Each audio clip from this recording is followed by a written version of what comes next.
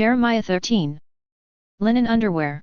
This is what the Lord said to me, Go and buy yourself linen underwear and put it on, but don't get it wet. So I bought underwear as the Lord instructed me and put it on.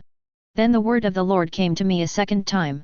Take the underwear that you bought and are wearing, and go at once to the Euphrates River and hide it in a rocky crevice. So I went and hid it by the Euphrates, as the Lord commanded me. A long time later the Lord said to me, Go at once to the Euphrates and get the underwear that I commanded you to hide there. So I went to the Euphrates and dug up the underwear and got it from the place where I had hidden it, but it was ruined of no use whatsoever. Then the word of the Lord came to me. This is what the Lord says, Just like this I will ruin the great pride of both Judah and Jerusalem. These evil people, who refuse to listen to me, who walk in the stubbornness of their own hearts, and who have followed other gods to serve and worship, they will be like this underwear, of no use whatsoever. Just as underwear clings to one's waist, so I fastened the whole house of Israel and of Judah to me. This is the Lord's declaration. So that they might be my people for my fame, praise, and glory, but they would not obey. The wine jars. Say this to them, This is what the Lord, the God of Israel, says, Every jar should be filled with wine. Then they will respond to you, Don't we know that every jar should be filled with wine? And you will say to them, This is what the Lord says, I am about to fill all who live in this land, the kings who reign for David on his throne, the priests, the prophets, and all the residents of Jerusalem with drunkenness. I will smash them against each other, fathers and sons alike. The Lord's declaration. I will allow no mercy, pity, or compassion to keep me from destroying them. The Lord's warning. Listen and pay attention. Do not be proud, for the Lord has spoken.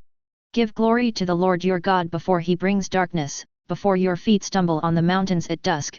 You wait for light, but he brings darkest gloom and makes thick darkness. But if you will not listen, my innermost being will weep in secret because of your pride.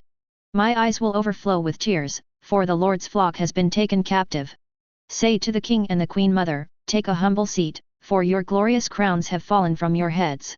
The cities of the Negev are under siege, no one can help them. All of Judah has been taken into exile, taken completely into exile. Look up and see those coming from the north. Where is the flock entrusted to you, the sheep that were your pride? The destiny of Jerusalem. What will you say when he appoints close friends as leaders over you, ones you yourself trained? Won't labor pains seize you, as they do a woman in labor? And when you ask yourself, Why have these things happened to me? It is because of your great guilt that your skirts have been stripped off, your body ravished. Can the Cushite change his skin, or a leopard his spots? If so, you might be able to do what is good, you who are instructed in evil. I will scatter you like drifting chaff before the desert wind.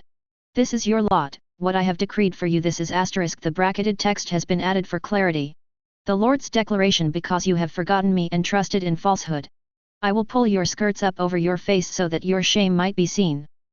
Your adulteries and your lustful neighings, your heinous prostitution on the hills, in the fields I have seen your detestable acts. Woe to you, Jerusalem! You are unclean for how long yet?